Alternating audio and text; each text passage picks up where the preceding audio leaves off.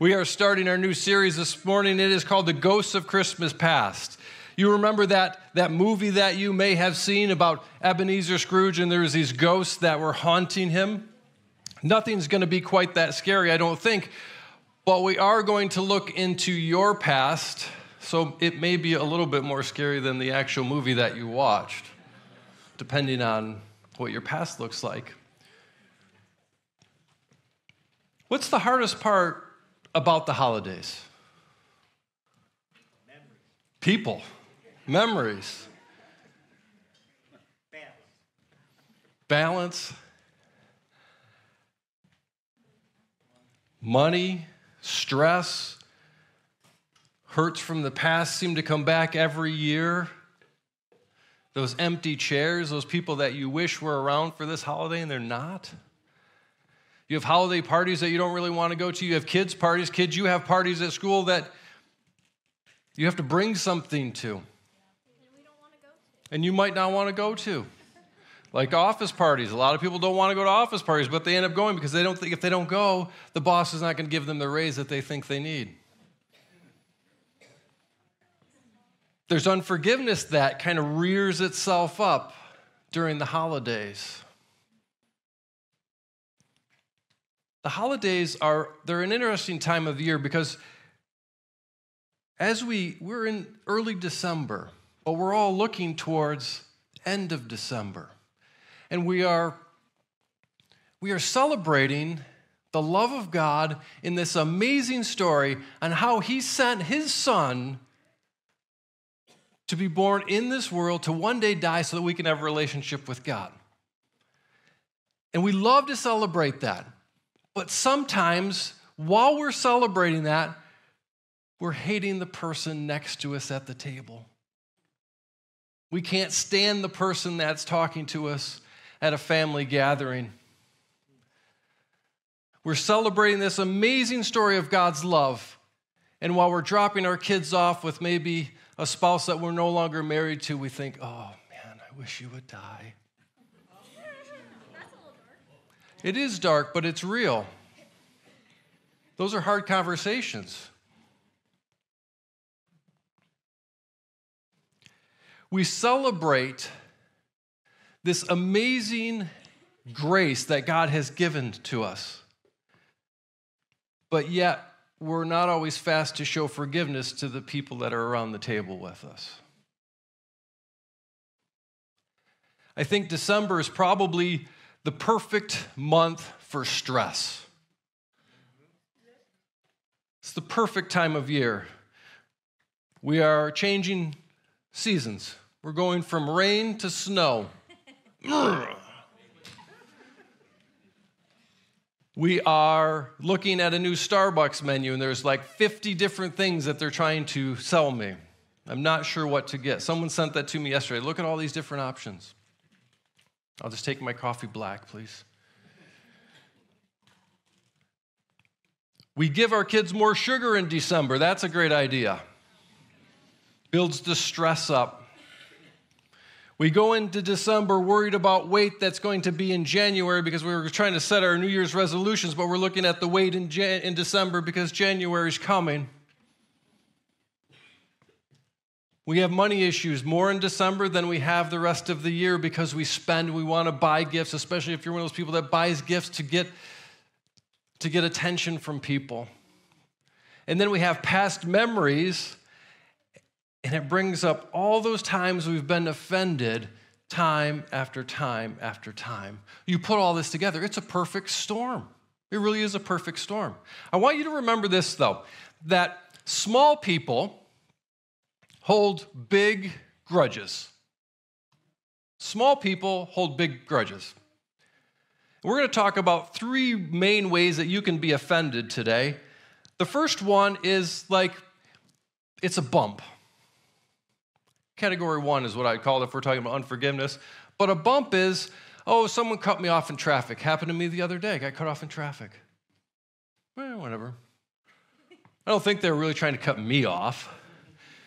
They were probably drinking their Starbucks, and they're like, hey, this is amazing right now, and I don't care about that guy. But have you ever been walking and someone bumped you, and all of a sudden you're like, hey, What's up? Like if you're a D personality, you're like, what's going on? If you're an I, you're like, oh, this is a good time to have a conversation. Right, Bo? Bo's like, can you tell me why you bumped me? Let's talk about that. But the D's are like, hey, that's offensive to me. You're in my space. And Bo is like, I don't have a space. We share a space. We share a world. So there's those bumps. And that Facebook is a good spot to be bumped, isn't it? Somebody posts something, you're like, oh. You can unfriend them, just so you know. But Facebook, traffic, sometimes in the store, you hold the door open for someone and they don't say thank you. Oh my gosh. So are you doing it to be kind or are you doing it for the thank you? Just curious. So there's bumps and then there's bruises. And bruises are like category 2s where you are actually hurt. There's an offense. Someone lied to you. Someone may have taken advantage of you, cheated on a test, took your answers if you're a kid, stole your candy. They may have lied about you. Does any of you kids ever have a friend that lies? Really? Any kids have your friends that say things that aren't nice? Did you ever hear this? Did anyone ever tell you this? Sticks and stones may break your bones, but words will never hurt you. Well, that's not true. Those words can hurt, but we're going to talk about what you can do with some of those words today. So we talked about bumps, we talked about bruises, and now we're talking about the last one is just big hurts. And I hope that none of you have to go through big hurts because those are the things that are life-changing, altering events in your life. And big hurts are things that we think a lot about, but we don't talk a lot about. Because as soon as we start to talk about them, we just break down. And then we start to spiral a little bit. If you have your Bible, Proverbs 19:11 says this. It says, a person's wisdom yields patience. It is to one's glory to overlook an offense. Overlook. Now, I'm going to tell you, it's pretty easy to overlook a bump. It's a little harder to overlook a bruise. But those big hurts, that's not something we need to overlook. We need to work through those things. But we still need to forgive in the middle of those things.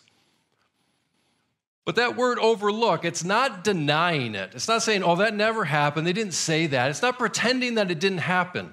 That's not what it is. It is actually letting go of it.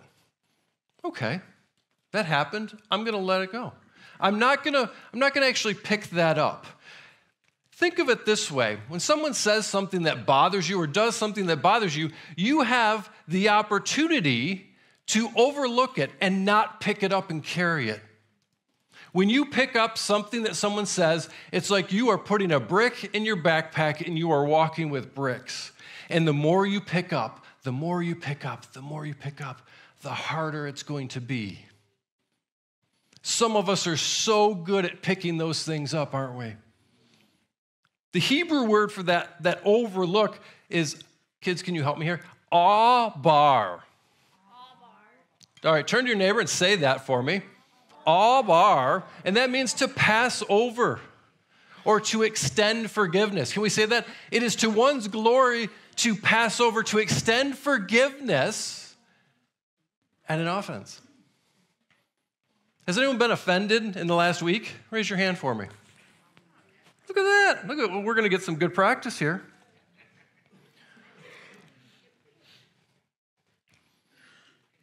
Often in life, we are easily offended, though, aren't we?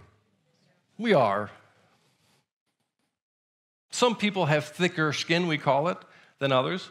But a lot of times, we are just easily offended people. Church, life is too short, and your calling is too great to live offended.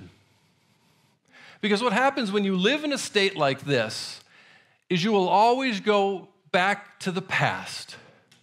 And it will hold you back to where you were instead of where God is calling you to go. Now, depending on what happened to you, you may need to take steps and talk to someone. You may need to talk to a counselor. If it's those big hurts, you need to talk to a counselor, and there is nothing wrong with that. And if you try a counselor out and you're there for a few weeks and you're like, man, I don't think we're mixing. We're not jiving. Find someone else. It happens. It's just like your dentist or your doctor. If you don't like them, find someone else. Don't complain about them. Just find someone else. But sometimes we need that to work through stuff. Ephesians 4:2 reads like this: be completely humble and gentle. Now, in chapter 4 of Ephesians, we have to realize that chapter 4 is kind of a middle ground of that book. And in that book, in chapter 4, Paul is starting to talk about to the church of how to look like a Christian, how to actually get along as a Christian. So the beginning of the book wasn't quite like that. So he starts in verse 2 and says this: be completely humble and gentle. Be patient, bearing with one another in love. So sometimes when we get bumped, we just need to be patient. Give it a few minutes. Give it a few hours. Shut your phone down. Those easy things will matter. But sometimes in life, we judge people by their actions, and we judge ourselves by our intentions. Does that make sense? We judge people by what we see, not what they want to do or what they're thinking. We assume that their actions, because they didn't go the way we thought they should have gone, are meant towards us. They may have just missed the mark, though. As I get older, I told this to someone on the way in. I said, I am trying to be more of a D personality that looks like Jesus. Yeah, I know, right? Keep praying for me, Rich. Rich knows. He's known me for a long time. I've really settled down. And I give people the benefit of the doubt before, and I realize everybody has a different capacity. Sometimes someone may have really good intentions, though. They may want to do the right thing, and they fail. And we judge them on their actions. Some people just don't execute well in life. They don't. They don't execute well in life. And we judge them on that. Is that fair? There's a lot of things that are going on there. And life isn't fair, I'll say that. But you need to be full of grace and mercy because that's what you're called to. It doesn't mean that their intentions were wrong. It just means that they may have affected you in a wrong way. Remember, you never know, kids, if someone's having a bad day at school. School's not easy. You have homework, you have teachers, you have sports. Yes, you have classmates. And you will have those as long as you're in school. But you don't know what happened to them before they came to school. They may not have had a full breakfast. They may not have a lunch packed. They may not be able to afford those cool shoes that you have on. And because of that, they may be having a bad day. So when they say something to you, can we give them a little bit of kindness and grace? Can we do that? Now, adults, I just said that for kids in the classroom, but you work with people. They have bills to pay. They're married to someone. They may not have food. They may not have money for Christmas gifts. They may have grown up in a house that wasn't a Christian home. They may have been hurt by people that were supposed to love them.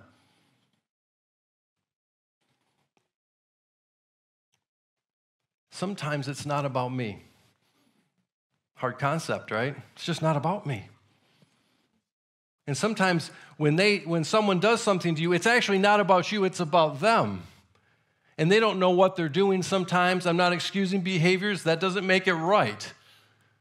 But I do want you to turn to your neighbor, especially kids, and say, it's not all about me. All right, do it one more time, just so every kid does that. All right, remember that on Christmas morning.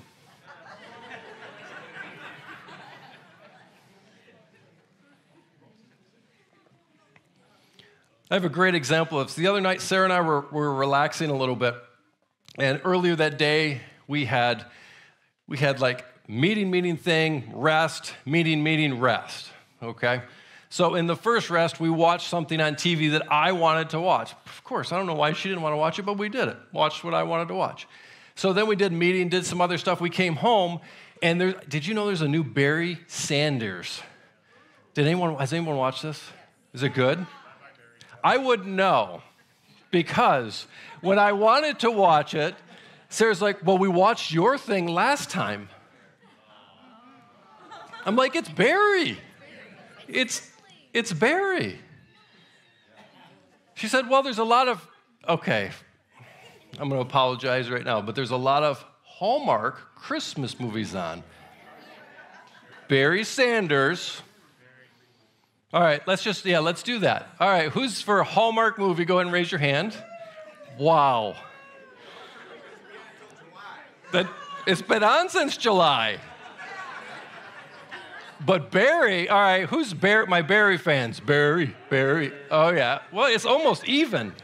Anyway, I was thinking that it was all about me, and it wasn't. What did we watch? Do you remember?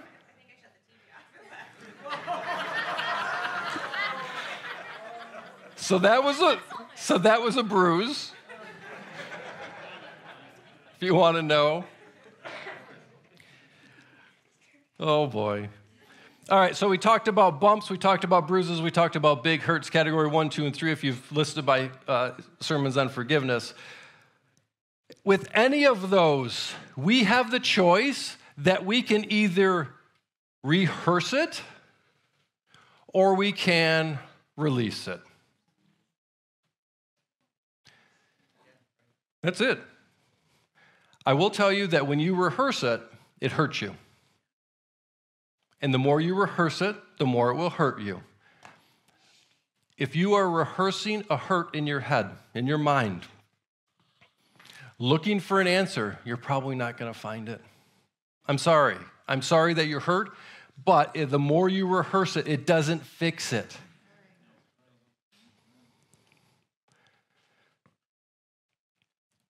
Kids, when someone does something to bother you, I want to encourage you to learn how to let it go at this age.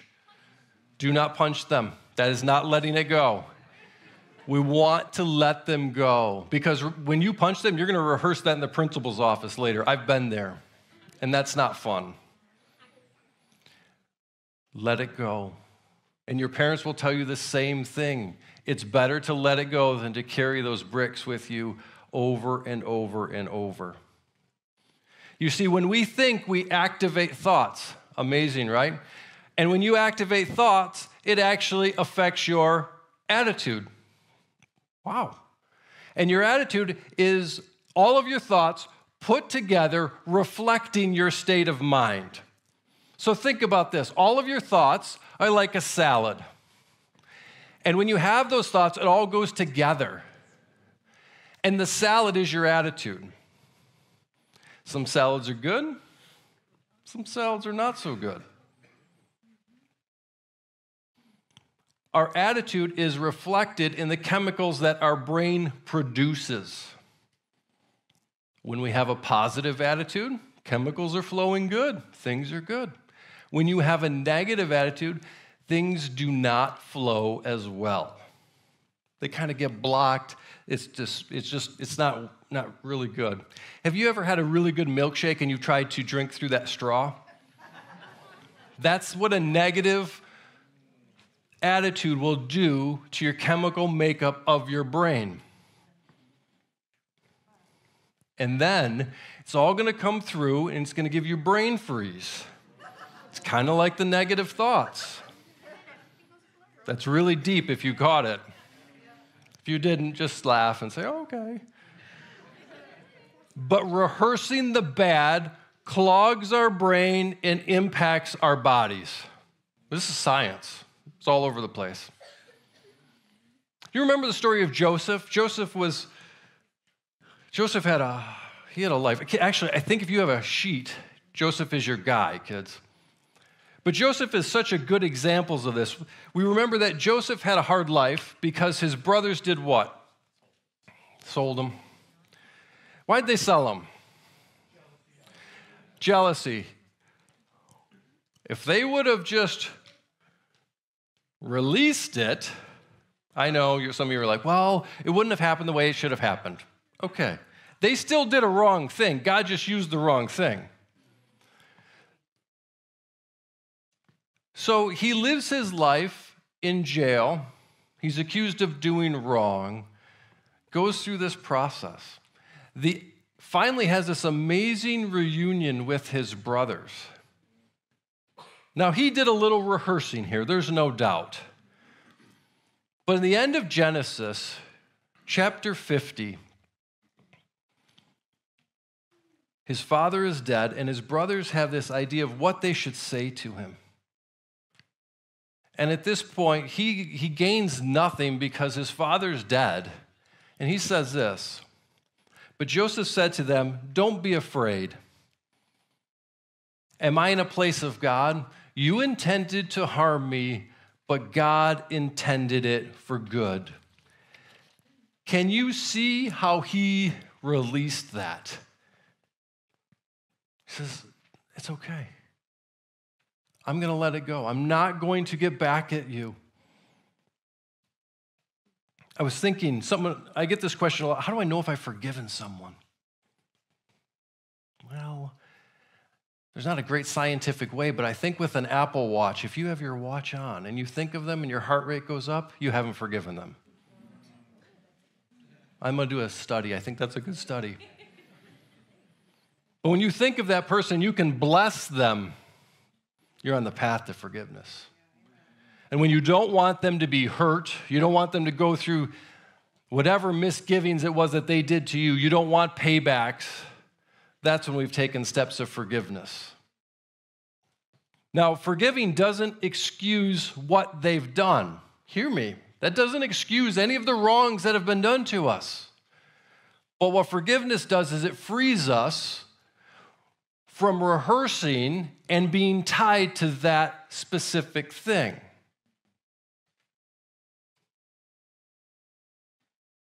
As we move into the holidays, my goal for you, my prayer for you is that you can say this: with God's help, I'm over it. I've been bumped, I've been bruised, and I've had big hurts, but I am working on releasing them in this December so that as I go through December, my January is a fresh start. My prayer is that you can say, what used to hold me back has made me stronger. What hurt me in the past has changed me to look more like Jesus. What weighed me down for years and years no longer has a hold on me. I am over it. Life is too short. Your calling is too big to live offended.